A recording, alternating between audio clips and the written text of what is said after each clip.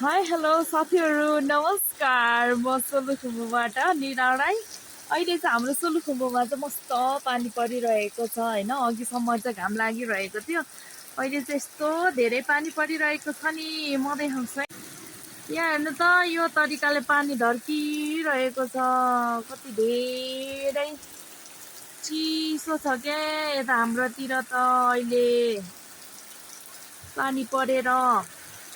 हुन त बर्खाको सिजन हो है। यसरी पानी परिरहेको छ है। म चाहिँ यता झ्याउमा बसेर बोलिरहेको छु। अघि दिउँसोसम्म पानी परेको थिएन, घाम लागिरहेको थियो, तर बिहानदेखि नै खासै राम्रो थिएन मौसम चाहिँ। अनि त्यही पनि पानी परिरहेको छ है साथीहरू। ला छाता नै घोप्टेन।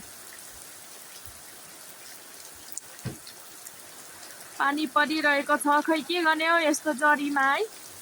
केही गर्न सकिँदैन, काम भने केही गर्नै सकिँदैन। मेरो आमा हुनुहुन्छ, ऊ त्यो पर्तिर छाता बोकेर कहाँ हिँड्न लाग्नु भएको। आर्या, यहाँ चाहिँ पहिला मम्मी हुनुहुन्छ, बहिनीलाई देखाएको त भागी गइन्। आर्या त खासै भिडियोमा आउनु मनै गर्दैन, भिडियोहरू हेर्न चाहिँ रुचाउँछ। अनि जस्तो मेरो भिडियोहरू चाहिँ ऊ हस्टेलमा रहँदै गर्दाखेरि पनि अरूको मोबाइल, साथीहरूको मोबाइलबाट हेर्छ अरे, सर्च गरेर हेर्छ अरे।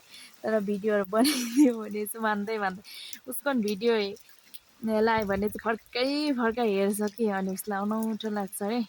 अनि आउन चाहिँ मन लाग्छ अरे, खै के भएर लजाउँछु, कस्तो कस्तो अप्ठ्यारो फिल हुन्छ भन्छ है। त्यस्तो खै के भयो त्यस्तै हुनुहुन्छ।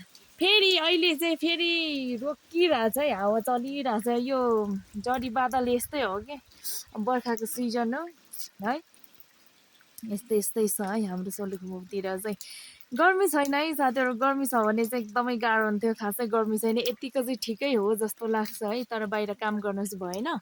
त्यही पनि तराईतिर चाहिँ अब फ्यान एसीसँग बस्नुपर्छ। यहाँ हाम्रोमा फ्यान एसी पनि चाहिँदैन, चाहिन चाहिँ घरिघरि बादल झरी अनि घाम पानी भएपछि नै ठिक्क शीतल मिलिरहेको हुन्छ है। त्यस्तो छ है। ल अब भन्नुहोस् है, तपाईँहरूको ठाउँतिर के कस्तो छ। अब यति नै हो।